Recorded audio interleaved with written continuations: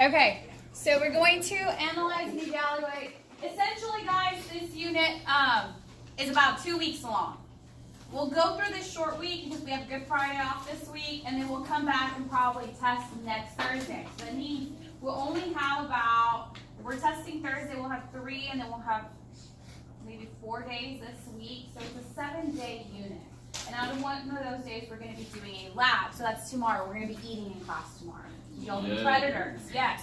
You might not like it because first period, we really don't want to eat what we're going to be eating like early in the morning. But some of you will probably save them for the rest of the day, and then the other classes will enjoy it, especially around lunchtime. So that's the plan for tomorrow. If you're going to be out tomorrow, you're going to have to come for lab makeup to get that taken care of. Evolution is defined as change over time.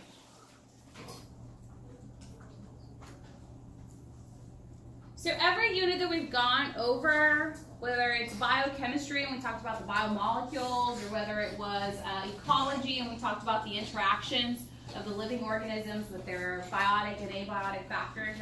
So every unit literally tells you what we're going to study. We just came out of genetics. We're now going into evolution. Anytime I ask you anything about evolution, your go-to is always going to be change over time. Evolution is a theory. And as we learned at the beginning of the year, we did our scientific method. A theory is just a really good hypothesis that has data to back it up.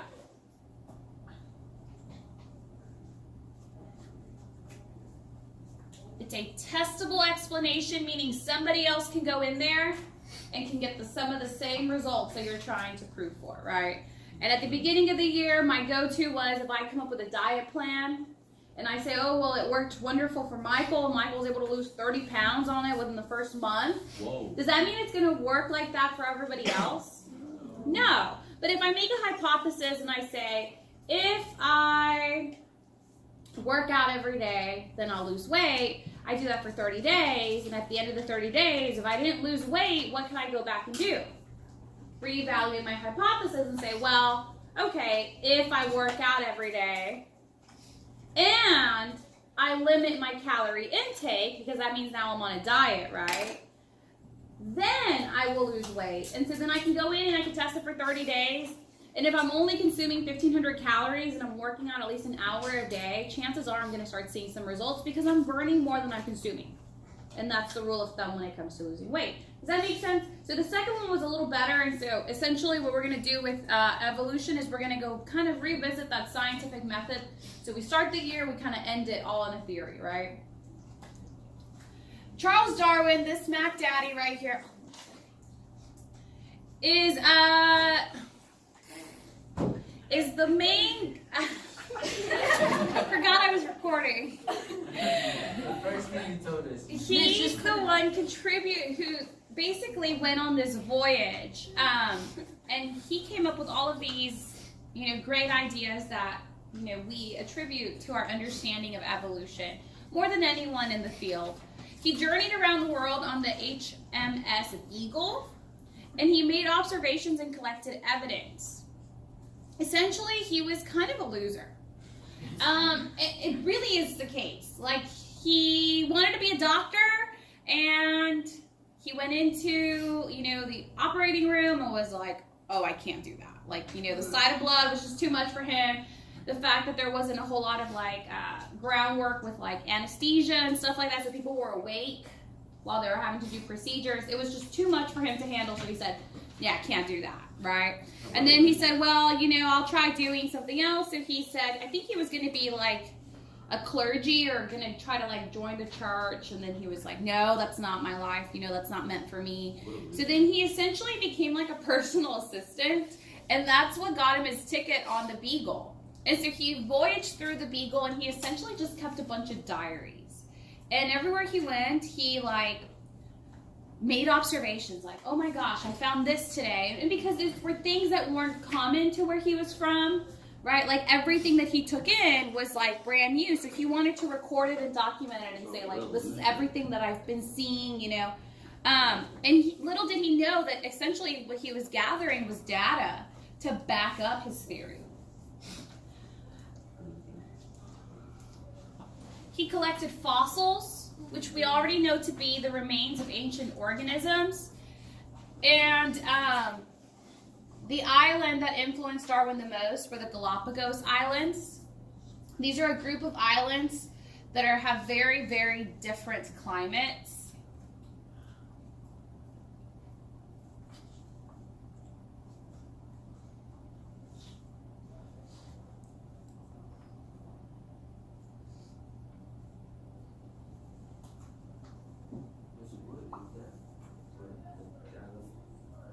Galapagos?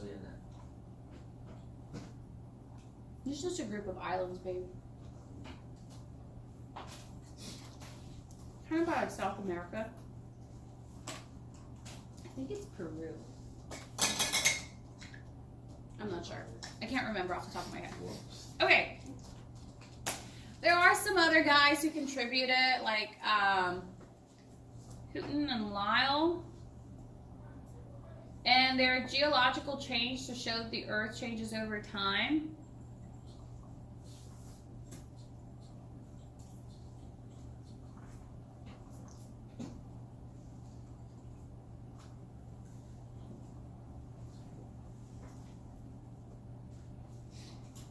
But typically, if I ever ask you a scientist question, it's always going to be about Darwin. We also have Lamarck. He was the first scientist that recognized that living things change over time. So essentially, here he has two giraffes depicted, right? This one is not having to do a whole lot of reaching for his food, so he's not really needing any other traits than the ones he already has. This one is constantly having to reach high up to get his food and collect his food, and so there's this use for this trait. And so essentially it'll say that, you know, if the ones who have favorable traits, right, which is what Darwin came in and said, that natural selection, but Lamarck said, well, look, they're changing. And so that helped kind of set a stone that allowed Darwin to kind of build and snowball, because once again, he wasn't like this archaeologist, like true born to the core scientist. He just kind of stumbled across this, right, on his journey of trying to find his niche into where he fit into the world. Malthus reasoned that if human populations continue to grow unchecked, sooner or later there would be insufficient living space and food for everyone. So there was going to be a possibility of war, famine, disease. And so we know this as carrying capacity, right? I taught you this during ecology. We said anytime you see this exponential growth and then this plateau, it's reaches carrying capacity. And once you've reached carrying capacity, you're opening the floodgates for competition. Because what are the three things that we like to compete over? Mates, food, shelter, and territory. Yeah, your shelter. And so if there's way too many people, guess what people are going to start going into? Your food supply, your territory, and it's going to limit the amount of mates. So he essentially argued, right, that just like it happens in animals, it would happen in humans as well. And this would be nature's way of keeping itself in check, making sure it doesn't go overboard. All right, so Lamarck. Remember, this is the first guy who said that organisms are changing over time. Organisms constantly strive to improve themselves. Most used body structures develop, but unused ones waste away. So that whole if you don't use it, you lose it thing, that was what he was arguing. Once a structure is modified by use or disuse, the modification is inherited by the organism's offspring and the inheritance of the acquired characteristics. So let's say having that long neck is going to allow you to now have enough food so that you're able to survive. Well, the ones with the short necks are not going to be able to reach to get that much food. So essentially we're going to see the ones with the short necks start to decrease, and the ones with the long necks are going to, at least mature enough to mate, make more, and then what do you pass on to your offspring? The traits that you already have. So they'll pass on that long neck trait to their offspring, and then you'll see that's change in the population where it starts to kind of go into the where nature favors you, you'll survive, right? So that long neck just happened to be, you know, a adaptation that helped the giraffes. All of these were proven wrong. But Lamarck paved the way for the work of later biologists. So, yeah, if you don't use it, that doesn't mean that you lose it, because we don't use our appendix, but do you still have an appendix? Absolutely. That doesn't mean that, like, over time it's just gone away or we've gotten rid of it. You know, the tailbone is a vestigial structure. Do you use it at all? No, right? So it's just one of those things where we have some vestigial structures that are not necessary, but that can show traces that maybe it was used at some point, right? So back to Darwin. There he is. He wrote the book, On the Origin of Species, in 1859. And that's where he proposed his theory, which he called natural selection. If he's arguing that if nature favors you, does that make sense that he said it's nature selecting you? Right? So that's that whole natural selection and where that comes from. Look at this. 1859. When did Gregor Mendel come in with his pea plants? I don't know. Not that long ago. 1900. So 1800. this guy was way ahead of his time.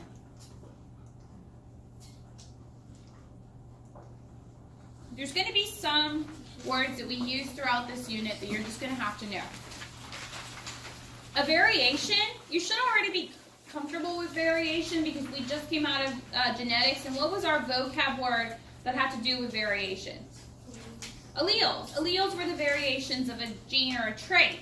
So variations are going to be, you know, either the color of the fur or the shape of the teeth. It's still going to be teeth. It's still going to be fur. Now you'll just have a difference in the variety of colors that are presented within the population.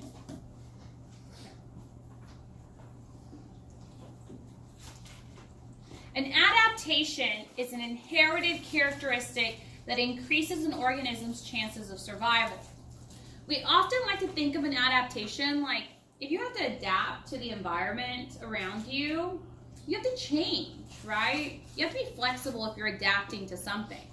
And so we have this premeditated, you know, idea of what adaptations are, when truly an adaptation is not a change. An adaptation is something that you already had. Can I decide that because I love blonde hair, now I'm going to be blonde and so are my children? No, because that's not within my DNA. Can I dye my hair blonde? Absolutely, but guess what? Does that make me a blonde now? I'll constantly have to keep doing it, right, in order to keep up with it. Because as my roots come in, guess what's going to come out? Brown hair. Yeah, absolutely. So, an adaptation would not be my hair color because my hair color, right, is a variation. This is what you got. So, your adaptations are going to be like height, are going to be different. You know, we'll talk about like the 5 fingers of evolution and how redheads, you don't see them typically in this area of the world because they don't do well with the UV rays. So they typically, you'll see them like up north. And if you consider it, that's true. You'll see them in like Europe. You'll see them up in Canada. You'll see them up in the, you know, the upper East Coast. You don't really typically see a whole lot of them down here, right? And it's because there's adaptations that have told them, like, you're not going to survive if you stay here. So they go to the climates that favor them. And it's because they're more prone to absorbing more UV rays. So then they can develop skin cancer and stuff like that, right? So we're going to talk about these adaptations. But just remember, an adaptation does not equal a change. It's something that you already have. So here are Darwin's finches. And they're all finches. So they're all the same type of bird. Are we all humans? Yes. Are we all the same? Yes. Because if I stand next to Connor, my man-child does not look anything like me. Are we both human? Some of the obvious differences are going to be that I'm tall, he's taller. And I'm a girl and he's a boy, right? Boy. What did you say? Don't say that.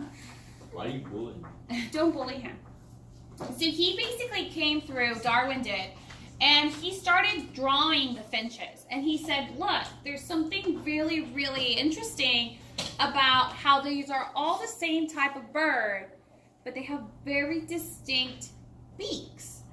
And the beaks corresponded to the type of food that they consumed. So it wasn't like their beaks changed because of the food that was there, but more so that they flew out to the island that better suited their beak. If they have one of these really tough, kind of rounded beaks, these are really good into cutting into fruit. They're going to typically migrate into an island that has a lot of fruit. So the misconception was that these finches, that their beaks changed because of the island that they were on. That's not the case at all. The case was that these islands were already there, and these finches went to the islands that favored them the most, because if you have food, and you have territory, and you have mates, are you going to be okay? Absolutely.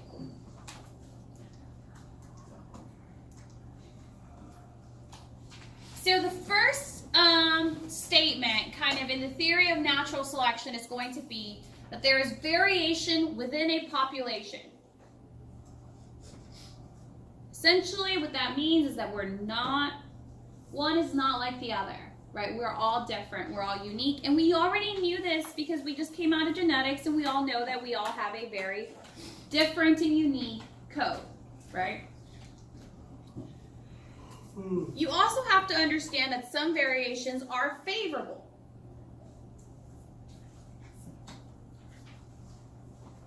Let's talk about that.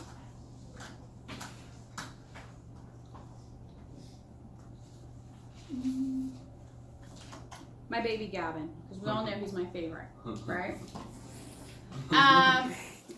So let's say Gavin is a white bunny. Got him. And I am a little brown bunny. Can we picture that? Okay, and I'm going to give you two different scenarios. The first scenario. We are up in the Rockies. There's a lot of snow, and typically if there's a lot of snow, what is it going to look like? It's It's going to be white. Yeah, so let's say now we have Connor. Me, yeah. Because he needs attention in order for him to pay attention, right? Yeah. So let's say Connor is an eagle. And he loves to eat little bunnies. Okay? Gavin and I are both bunnies. All that is different about us is the color of our fur. That's in a variation, right? Okay, so in that scenario, do you think that Connor was not eaten in a week is going to want to go digging through the snow to find Gavin? He's going to go for the easy kill. Have y'all ever watched Shark Week? Yes, the sharks always go for the easy kill. Do you think you want to work hard for your food? Just think about yourself. If you have not eaten anything all day, you come to this point of realization that you're like, I don't care what I eat, as long as I eat something, right?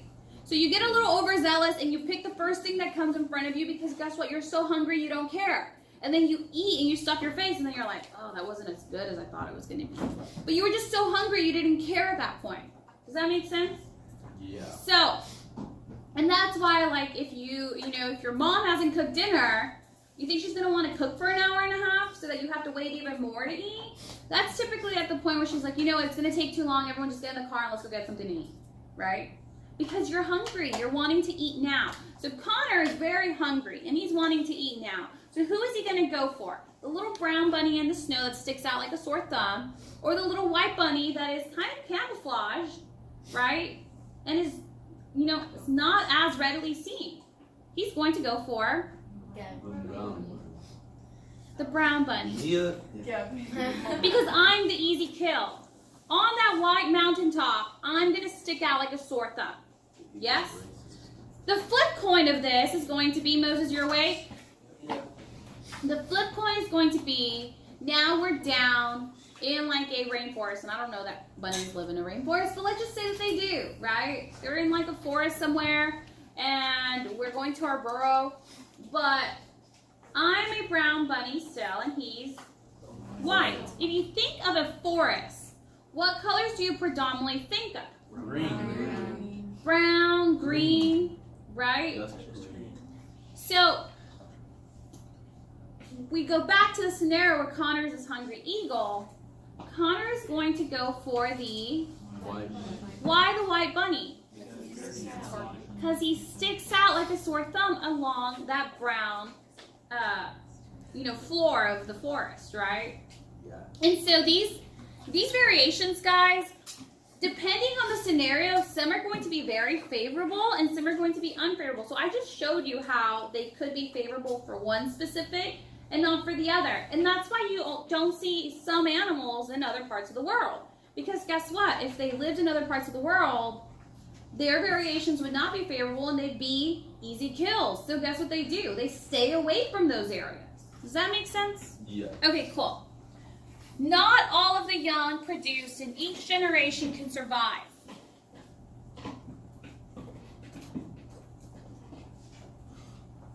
If you've ever had a dog, right, because my mom had French poodles when I was growing up. She had Tommy and she had Princess. And Princess would have like her little litter of puppies. And in one of those litters, one of the puppies died. Right? And there was just nothing we could do about it. It was just unfortunate. She did not seem fazed by it.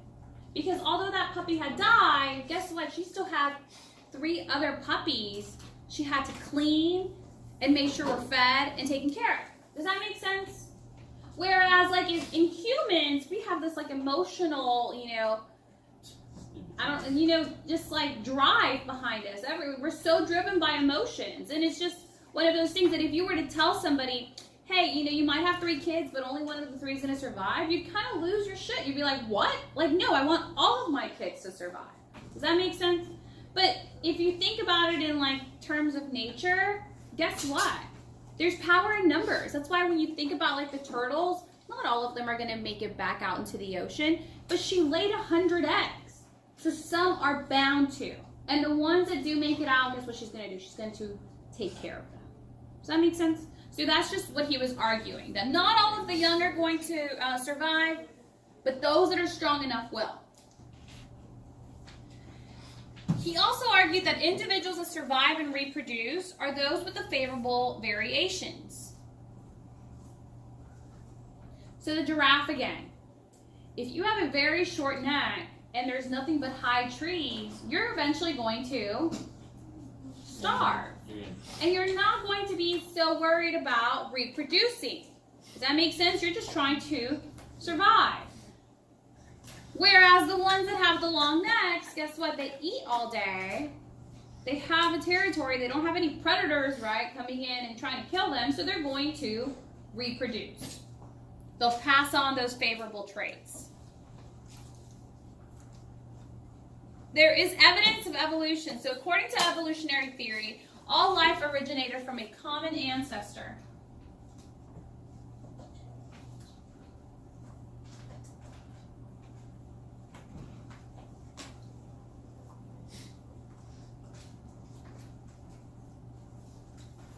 So this theory of common descent is that all species were derived from the same common ancestors.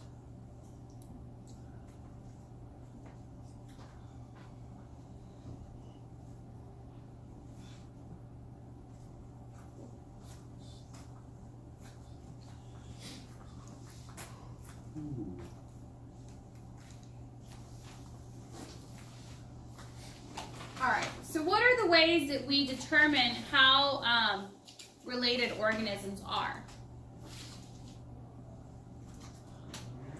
First are the fossils. The fossil record reveals changes in populations over time and supports the theory of evolution.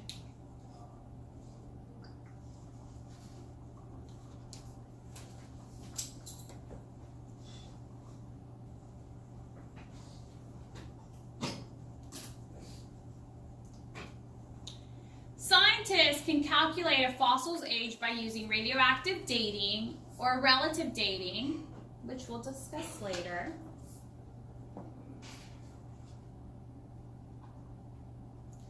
So what is an animal that is alive today that you know to have descended from the dinosaurs? Alligators. Armadillos, I've heard that. Birds. So if you think of like that pterodactyl, there's a lot of similarities between that and the birds of today, right? I've also heard cockroaches. Ew. Or just they, you know what I mean? They've been around for so long. So there's just, I think it's fascinating to be able to make these connections between our life and, the Big Bang. All right, so the fossil record is incomplete because obviously you're never really going to find like a pristine, like 100% complete fossil. You're going to find bits and pieces of it. And that just comes with erosion of the soil, right? And all of these other components. Things are biodegradable. One thing that is not biodegradable is like teeth. So if you bury someone, you're going to go back there and you're going to find hair and teeth. Everything else would have already been consumed, or like I said, it's biodegradable, so it'll just go back into the earth.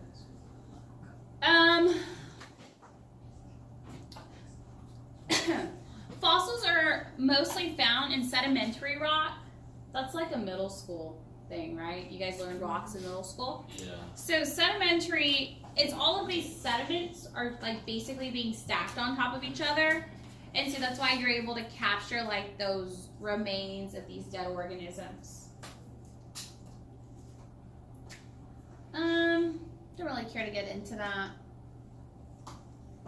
All right, homologous structures. What do we know about the prefix homo? Same. So it means the same. Yeah, so these homologous structures are going to be the same. Yeah, okay, so homologous structures are structures that have different mature forms but develop from the same tissue. And what do we know about tissue? What is tissue?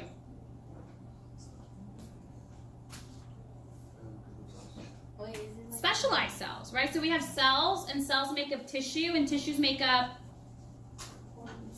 organs, and organs make up organ systems, and the organ systems make up the... Oh, good. Y'all slightly remember something I've taught you. So, yeah, so it's the same tissues are going to develop into these structures. The structures themselves are going to be very different once they're complete, but it came from the same, starting point. These are going to be arms, wings, and flippers. They're all constructed from the same basic bones. So, from your shoulder down to your elbow, that's your humerus. Haha, it's so funny. That's why you pat somebody on it, right? Like, oh, you're so funny. That's your humerus.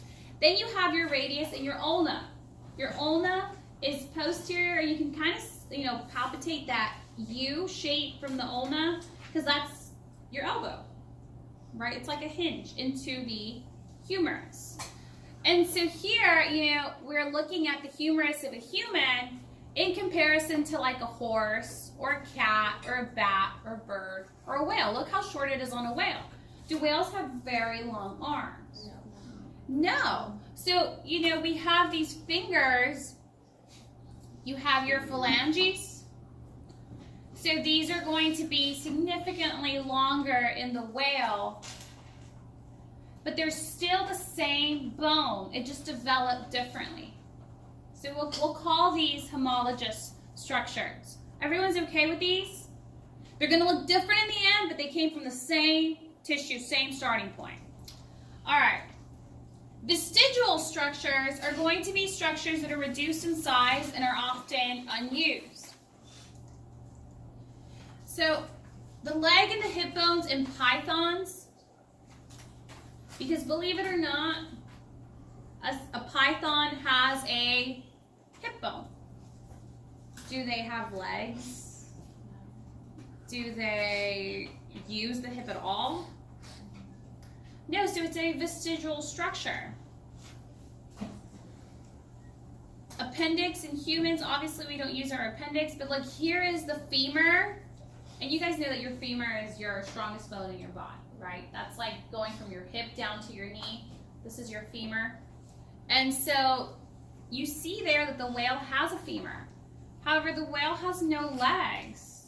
So it's not necessary for it to have that structure, and therefore we classify it as a vestigial structure. Embryology and biochemistry. So obviously embryology is going to be the study of embryos. And do we know what an embryo is? Yes, because I just taught you sexual reproduction. So we're going to compare how embryos of different species look during certain stages of development.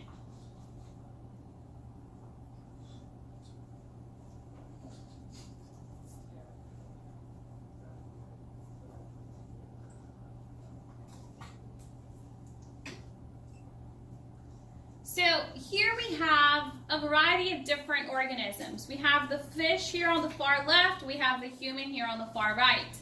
If you were to show me a picture of an embryo at the initial stages of life, there's no way that I could with certainty tell you, oh, that's a human, or that's the fish. You know what I mean? Yes, it gets a little bit more complex as you look at the type of the animal that it is. But if you didn't know any better, and I showed you that, and I told you that's a human embryo, you would have believed me. Does that make sense? Because it looks like it should be. Like, it looks right enough. Like, yeah, sure, why not, right?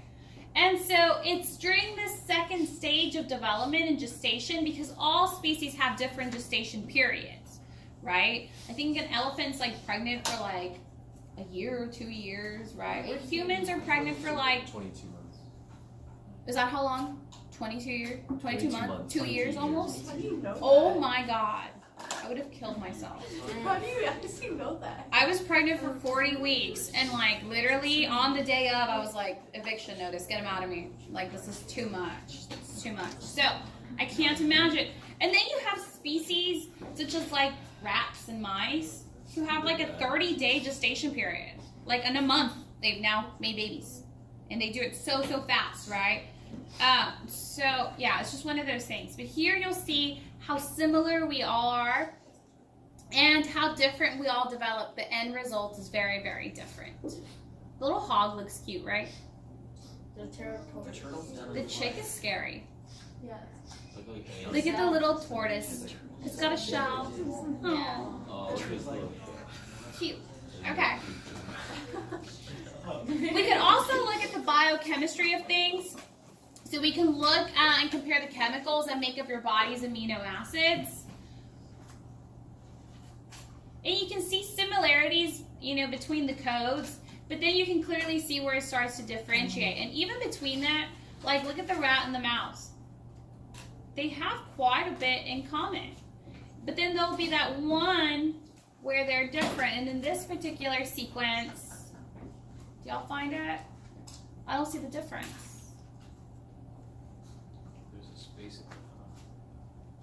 There's what? Oh, it's like off a little bit? Yeah, no, but I don't see any difference in their sequence. And if you think about it, that's why rats and mouse are like often, you know what I mean? Just mice are cuter. Mouse are cuter. Rats have that big fat tail that's really scary looking. And they're really big. So, but if you'll see there, you can see some very similar things. And obviously you would have expected that the rat and the mouse had more in common than the rat and the human, right? The phylogenetic tree. This is a cladogram. Y'all remember cladograms? Oh, nope. Oh, wait. I think I had.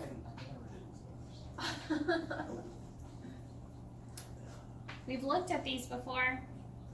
So a cladogram is a branching diagram that shows relationships among different organisms. The closer two branches are to one another, the more closely related those organisms are going to be to one another. So here is your phylogenetic tree. Y'all remember this? Oh, now I remember. Oh, now you remember it. Oh. I hope you turned in all of your vocab. If you didn't, you need to come and drop it off during your lunches.